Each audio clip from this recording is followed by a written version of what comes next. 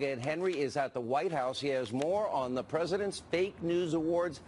I literally burst out laughing. Well, Sean, as you noted, there's a lot of interest in this, especially among the president's allies. The website, GOP.com, crashed when the president tweeted out that this was here. We should note today, Senator Jeff Flake attacked the president for attacking the media, compared him to Stalin. He got strong pushback here from the White House, number one. And number two, the president went right ahead and said, here you go. Here are what he's calling the fake news awards. Number 11, by the way, was Russia collusion. The president says there's no collusion. Number 10 on that list, as you go through the top 10, the New York Times falsely claiming on its front page that this White House had hidden a climate change report. That was not true. Number 9, CNN falsely reporting that the former FBI Director James Comey would dispute the president's claim that he had not been told, his claim that he was told he was not under investigation, when in fact James Comey had told him that. CNN reported the opposite and had to correct it. Number 8, Newsweek falsely reporting that the First Lady of Poland did not shake the president's hand. There was video proving that that was simply not true. They had taken a screen grab that showed right before the handshake. Number 7, CNN making the list again, falsely reporting about Anthony Scaramucci's meeting with a Russian, retracting it because of what they called a, quote, significant breakdown in the reporting process. Number 6, CNN hit by the president again for falsely editing a video to make it appear, as you see there, that the president had defiantly overfed fish during a visit to Japan with their prime minister. Actually, the prime minister had led the way with the feeding and had suggested the president do it. That video was also attacked. Number 5 is interesting. It was about a rally, a political rally the president had in Florida. He's attacking the fact that a reporter, you see him, Dave Weigel there, had suggested it was not a large crowd. He was using a photograph that was taken at apparently hours before the event. Number 4 is interesting because it was literally from day one of the administration. You see the bust there of Dr. King. Time magazine falsely reported that the president had removed that bust from the Oval Office after Barack Obama had put it in the Oval Office. Simply not true. President Trump kept it there. Time magazine falsely reported otherwise. Number 3, CNN makes another appearance. The president, in his words, says CNN falsely reported that candidate Donald Trump and his son Donald Trump Jr. had gotten special access to hacked documents from WikiLeaks before they were made public. That was not true. CNN had to walk that back. Now, number 2 is particularly interesting. It's ABC News' Brian Ross. Remember that he got suspended for this report. He's prepared to testify, we are told by a confidant, against President Trump, against members of the Trump family, and others in the White House.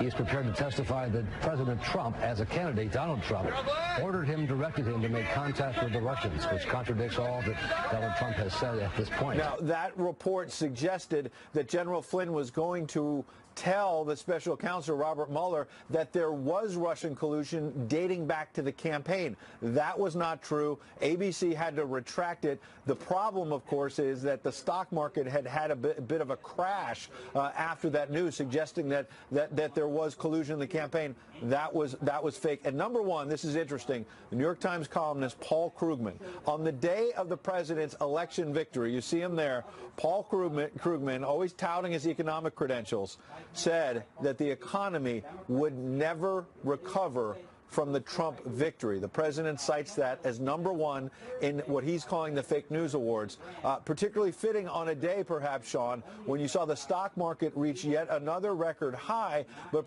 perhaps more importantly than that, just that barometer, the fact that you had a company like Apple saying that because of the Trump tax cut, they are going to repatriate billions, that's billions with a B, of dollars that they had parked overseas because of the previous tax laws, that they're now going to bring back to America and invest here, jobs, build a factory in the United States, put a call center in the United States, jobs, money pouring back in the United States, something the president touted earlier on Twitter, Sean.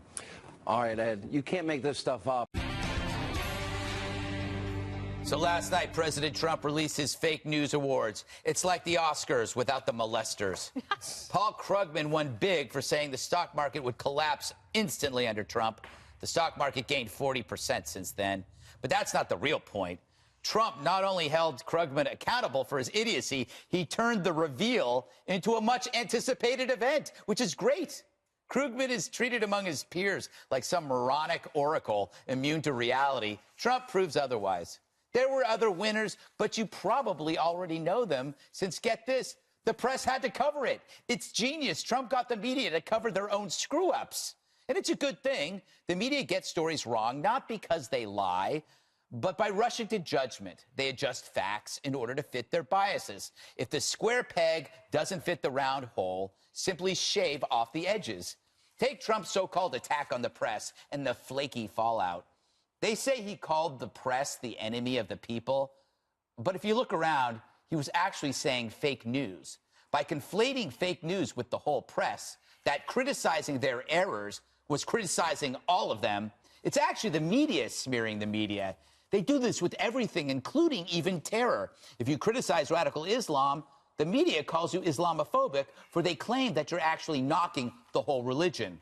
Likewise, point out the mistakes the press makes, and you're knocking a whole religion too. It's a shame. We could all use healthy criticism. The media should be thanking Trump for it. He's making them great again, whether they like it or not. You know what, Kimberly? The thing I liked about this, he rolled this out. Clive. What? Oh, sorry, Clive. Clive, yes, Clive. I like you said Clive Owen and Kimberly Guilfoyle. He did two things that I thought were brilliant.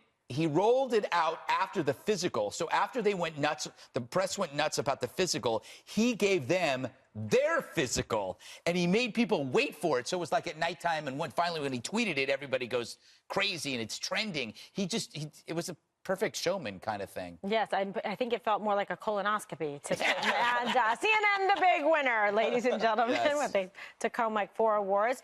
But this is President Trump owning it, saying, okay, this is what I've been saying about the press, and now I'm going to, like, mock them and have fun. It's totally consistent with his personality, the way that he does things. People enjoyed it, and let's be honest, look what he did. He, like, crashed a website. Yeah. Very similar to what happened with Obamacare website. Boom, it's down. So it shows Except Trump didn't pay $4 billion for the Yes, website. indeed, it did. One tweet and went out. So people are looking forward to this. You can take it in, good humor. Feeling good about Fox News right now because we fared well. But, this is part of his personality. That is true. It's amazing how Fox News didn't end up on that list. Aren't we great? Yes. If anybody was going to get an award, I wonder who it would have been. Dana.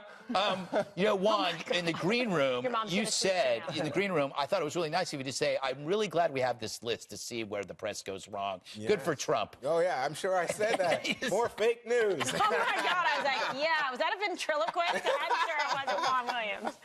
But they were legitimate errors. If you read the list, they were legit. But it's like, what does this add up to? What does it mean? Jimmy Kimmel, I think he said, it's the stupid People's Choice Awards, right? Oh, but that's insulting. No, because I think the late-night comedians are on this because they wanted in on it. They wanted to win, right? Stephen Colbert took out that ad, the billboard in Times Square, and for your consideration, Mr. President. Yeah. So, but I think if you look at this from my perspective, gosh, the press looks so good. They corrected all these mistakes. There were retractions. People got fired. Why did they do that? Well, because they're wrong. And no, when they people didn't want are to be wrong, proven wrong by Trump. It's the prove wrong Trump theory. Talk about you trying to prove that you're right. You're so wrong here. If a journalist makes a mistake and owns up to it, that's bad. They only did it because they were tired of hearing Trump. Well, no, because Get on it was the such a like shame waterfall. I don't know. I think They're it's shame waterfall. It is a shame waterfall. I'll tell you what's It's a so shame embarrassing. waterfall. What's a shame waterfall? How about 2,000 lies in 1 year? Is that a shame waterfall? You ought to know. Yeah, You ought to I know, because I hear all his lies, and sometimes you guys repeat Niagara them. Falls. There we go. By the way, Dana, I once tried the shame waterfall in Vegas. And I'm telling you, How'd that go? it took me hours to get it out of my clothes. That wasn't water. Oh my God! You even ruined my little. Which hotel is that? What? Which hotel? It's, I can't name names.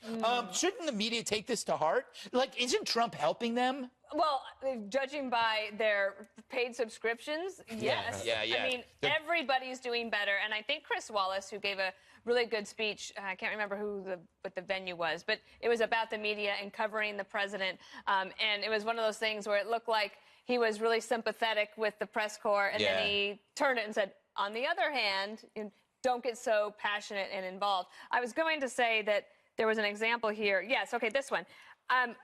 Zeke Miller of Time Magazine, he genuinely felt horrible about getting it wrong, that the reporting that President Trump had the bust of Martin Luther King Jr. removed from the Oval Office.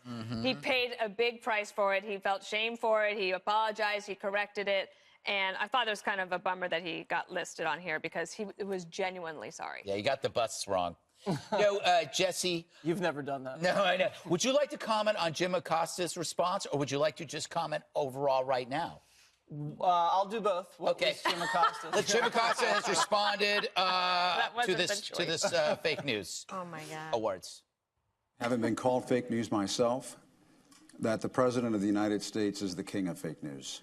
I don't want people to think that I'm saying that because, you know, I've got an axe to grind or I'm here to criticize or be political or have an agenda or whatever you were saying earlier. It's just a fact. It's unfortunate that the president has sunk to that level where he has to go around issuing these kinds of awards. It's just not like what you would think would happen in this country. That's my favorite part. It wouldn't happen. Yeah. I have one thing to say to Acosta. Out. Remember he got booted from the White House the other day for asking a question. And you know what? He did. He walked away in shame. So it's funny to hear CNN talk about what a fact is, considering they got 4 awards. Not fake news, very fake news. That's how they have the moniker. Juan, I was disappointed. You know, I thought you were going to get one. I thought you got robbed, actually. I nominated you for a few. Maybe next year. Recount. You've got the big man's ear, so I'm really disappointed because I had an inside voice working for me. I know. And I still can't win. It was between you and Sanjay Gupta. It was a toss-up, and neither of you guys got it. I'm telling you that where's the minority presence on this list? Well, he's racist. That's why it's about race. You know what it is. You want to be on there? Oh my God. You know what?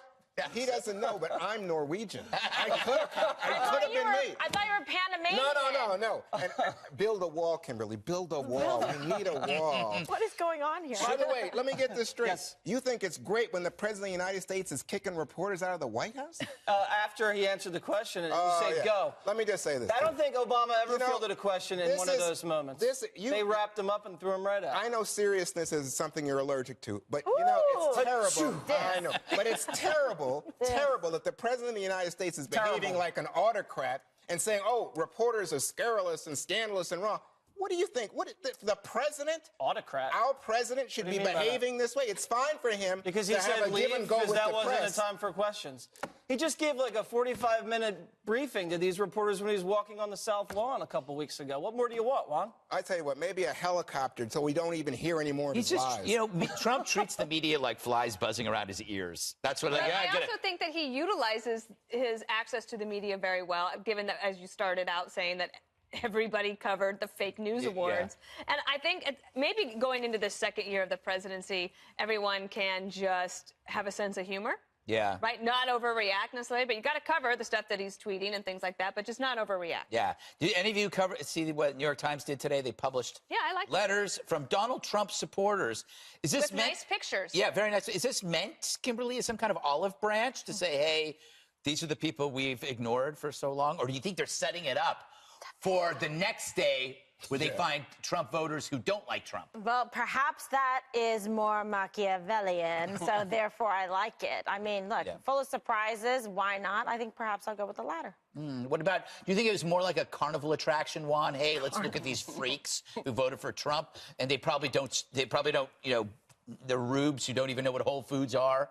Well, if that's the case, they failed, because I thought the letters made the case pretty strongly for why people felt Trump was doing a good job. So they felt, I mean, these are smart people. I don't think that you could be described to these people in any way as deplorables. These are people who made the case, and the New York Times gave them a platform. So, I just think I'm going to go with goodwill here and say that it was an opportunity for them to say, join the debate. We want to hear from people who have a different point of view. Let's hope so.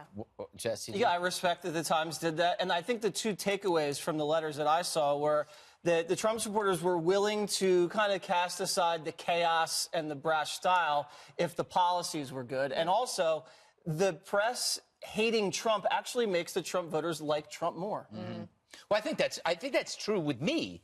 I mean, it had a definite effect on me, Dana, when I saw the antipathy just get so much. I go like, okay, this can't be right. It can't be real. You can dislike somebody, but to paint him as Hitler, then is insane. Then you realize something's wrong. Like the overreaction. Yeah, but I think the New York Times did it with all sincerity, because I do believe that they genuinely want to understand. Like, why won't people? Like anthropologists. Yeah, they really want to understand. Like, why would like you? a foreign You hear tribe. that? Like I was on the Upper East Side last night, and you heard Must be from nice. people saying like that they don't understand. And one of the things that this does is that it talks about the voters, not him.